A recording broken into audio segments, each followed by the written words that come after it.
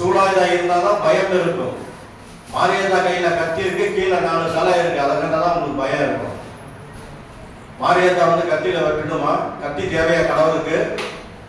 கடவுளுக்கு கத்தி தேவையில்லை, சூழாயுதம் தேவையில்லை, சங்கு சக்கரம் தேவையில்லை. அவங்க இப்படிலாம் செத்து போடுவாங்க. அப்படி போட்டு ஒரு உருவத்தை வைத்தாதான் நீங்க வணங்குவீங்க. அதே மாதிரி பாத்தீங்கன்னா பார்க்கடலை களையும் பொழுது சிவபெருமான் என்ன பண்ணுவாரு? அந்த ஆலாகலா விஷத்தை எடுத்து முழுங்கிடுவாரு. சிவன் முழுங்கி உள்ள போயிருந்தா சிவனும் செத்து போயிருப்பார். அப்போ பார்வதி அம்மா என்ன பண்றாங்க? வந்து தொண்டையில பிடிக்கிறாங்க. அது தொண்டையிலே அந்த விஷம் நின்னனால நீலகண்டன் என்கிற பேர் வந்தது. காகபுசண்டர் என்கிற ஒரு சித்தர், அவரு பிரம்மத்துல நிறைய சக்திகளை வாங்கி வைத்திருக்கிறார். ஒரு நாள் வந்து நாரதருக்கு ஒரு டவுட், உலகத்திலே மிகப்பெரிய சக்தி வாய்ந்தவர் யாருன்னு கேட்கிறாங்க. போய் அவருடைய அப்பாவால பிரம்மாவை கேட்கிறாரு. பிரம்மா எனக்கு தெரியாது, நீ போய் சிவனை கேளுங்கிறாங்க.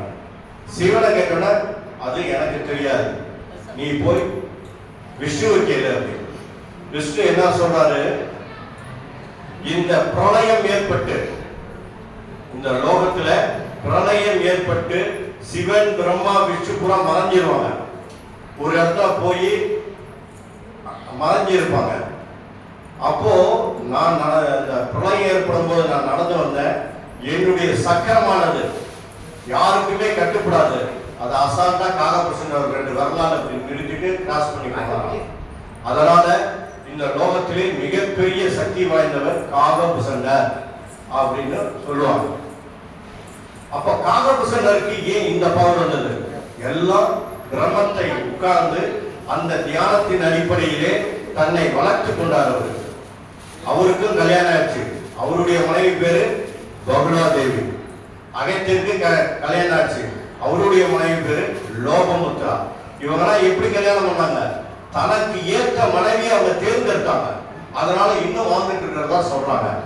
ஆனா நம்ம வணங்கக்கூடிய தெய்வங்கள்லாம் எப்படியுமே அப்படி இல்லை. விநாயகருக்கு கல்யாணம் ஆளுங்கிறான், சித்தி புத்தின்னு 2 பொண்டாடிங்கிறான். ஐயப்பன் வந்து பிரம்மச்சாரிங்கிறான், பூரண புஷ்கலாங்கிற 2 மனைவி. அச்சமூல பார்த்தீங்கன்னா இருப்பாங்க, 2 மனைவியோட தான் இருப்பார். அப்போ இப்படியும் காட்டுறாங்க அப்படியும் காட்டுறாங்க.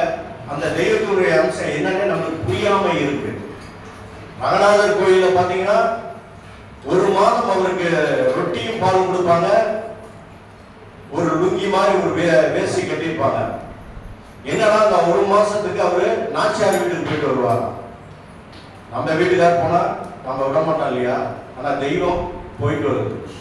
நாச்சியார் வீட்டுக்கு போயிட்டு வந்ததுனால தாயார் கொடுத்த மோதிரம் எங்கேன்னு கேட்பாங்க. வீட்டுக்கு வந்தோம்னா அது எங்கேயோ வர வழியில விழுந்துருச்சு அப்படிங்குவாரு. அப்போ உடனே ஒரு சேவரன் உடையாந்து என்ன சொல்லுவான்? நீங்க நாச்சியார் வீட்லயே மோதிரம் விட்டுட்டு போயிட்டீங்க, என்னங்க மோதிரம் அப்படின்னு. அப்போ ரங்கநாயகி என்ன பண்றா? இனிமேல் ஒரு மூஞ்சில முடிக்க மாட்டேன், நான் திரும்பி நின்றுக்கிறேன் அப்படின்ட்டு கிழக்கு பார்த்தா அங்க ரங்கநாயகி இருப்பாங்க. இதெல்லாம் ஸ்ரீரங்க வரலாறுல இருக்கு. நம்ம அதெல்லாம் படிச்சு பார்க்கல. ஏதோ தெய்வம்லாம் போய் டப்பு டப்புனு இது செய்யுமா அது செய்யுமா இல்ல இது வரிசையா வணங்கி அப்ளிகேஷன் போட்டுக்கிட்டே போறவங்கதான் நம்மளுது. யாராவது ஒருத்தர் ஒரு மரத்துக்கிட்ட நின்று சொன்னார்தான் நம்ம அங்க இருப்போம். அவர் சொல்றதெல்லாம் நடக்குன்னா அங்க இருப்போம். ஏன் உங்ககிட்டயே எல்லா சக்தியும் இருக்கு. நீங்க 100 பேர்த்த உட்கார வச்சு 100 பேருக்கு நல்லதே சொல்லுங்க, உங்களுக்கு 25 பேருக்கு நடந்துடும். காரணம் உங்ககிட்ட அந்த பிரம்மத்தினுடைய பவர் இருக்கு, அதை நீங்க உணரவே இல்லை.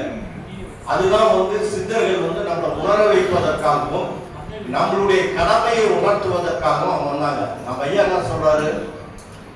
உன் மனைவிக்கு செய்ய வேண்டிய கடமை, உன் பிள்ளைகளுக்கு செய்ய வேண்டிய கடமை, உன் நண்பர்களுக்கு செய்ய வேண்டிய கடமை, நீ தொழில இருக்கக்கூடிய கடமை.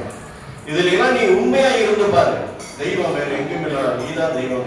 ஐயா தெய்வம் எங்கும் இல்லை, நீதான் தெய்வம்.